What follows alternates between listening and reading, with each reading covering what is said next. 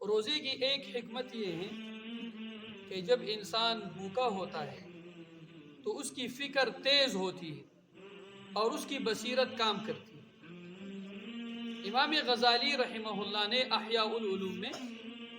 ایک حدیث نقل کی ہے کہ نبی کریم صلی اللہ علیہ وسلم نے فرمایا کہ جب معدہ بھر جاتا ہے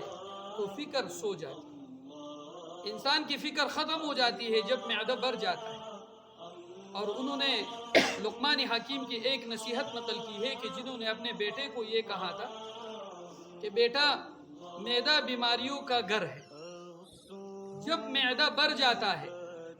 تو فکر سو جاتی ہے اور حکمت گونگی ہو جاتی ہے اور عبادت کے لیے تمام اعضاء سست پڑ جاتے ہیں، اور جو اللہ تعالیٰ کے ساتھ مناجات میں وہ رقت اور خشیت بھی باقی نہیں رہتی،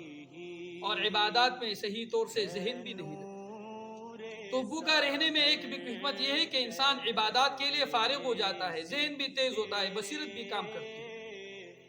روزے کی ایک اور حکمت یہ ہے کہ معدے کی اسر کی بیماری، گیس کی بیماری اور معدے میں جو تیزابیت ہوتی ہے وہ روزے کی وجہ سے ختم ہو جاتی ہے۔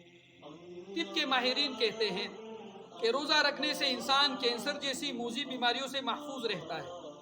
اور جس انسان کے بدن میں کینسر کے اثرات ہو تو وہ جب بھوکا رہتا ہے تو وہ کینسر کے اثرات اس کے جسم کے جراثیم نوچ کر کے ختم کر جاتے ہیں اور کینسر بدن سے ختم ہو جاتا ہے۔ ایک حکمت یہ بھی ہے